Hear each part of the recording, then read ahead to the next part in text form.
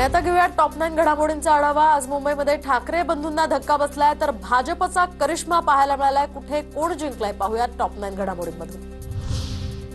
अवघ्या राज्याचं लक्ष असलेल्या आणि आर्थिक राजधानी असलेल्या मुंबई महापालिकेच्या निकालात भाजपची मुसंडी। भाजप आणि शिंदेंच्या शिवसेनेला 113 जागा तर भाजपचा 88 जागांवर विजय तर शिंदेंची शिवसेना 27 जागांवर विजय। मुंबई पुण्यासह राज्यभरातील महानगरपालिकांमधील भाजपच्या दणदणीत विजयानंतर मुंबईतील भाजप मुख्यालयामध्ये जोरदार सेलिब्रेशन। मुख्यमंत्री फडणवीस, प्रदेशाध्यक्ष रवींद्र चव्हाण, मुंबई भाजप अध्यक्ष अमित चाटम यांच्यासह महत्त्वाच्या नेत्यांच्या उपस्थितीमध्ये एकमेकांना पेढे भरवत विजयाचा जल्लोष। मुंबई महापालिकेत भाजपनंतर ठाकरेंची शिवसेना हा सर्वात मोठा पक्ष। ठाकरे बंधूंच्या उमेदवारांचा 73 जागांवर विजय। ठाकरेंची शिवसेना 66 तर मनसे 6 जागांवर विजय।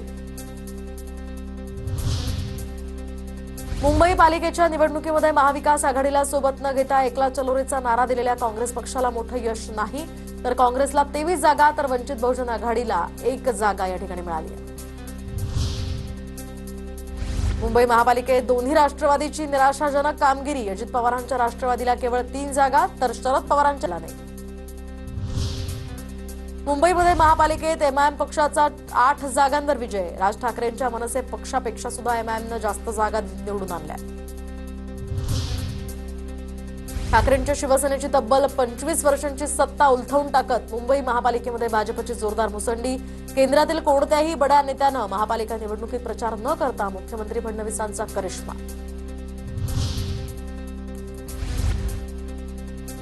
तर मुंबईसह 25 महानगरपालिकांमध्ये भाजप किंवा महायुतीची सत्ता येणार। फडणवीसांची प्रतिक्रिया, जिंकल्यानंतर उन्माद नको, तुम्हाला जनतेनं अपेक्षेनं निवडून दिलंय, पारदर्शी कारभार करा।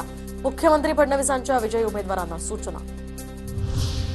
मुंबईवर भाजपचा महापौर बसवण्यासाठी तुम्ही शिवसेना फोडली। संजय राऊतांचा भाजपवर निशाणा तर खोटे आकडे दाखवून भाजपकडून भ्रम निर्माण करण्याचा प्रयत्न।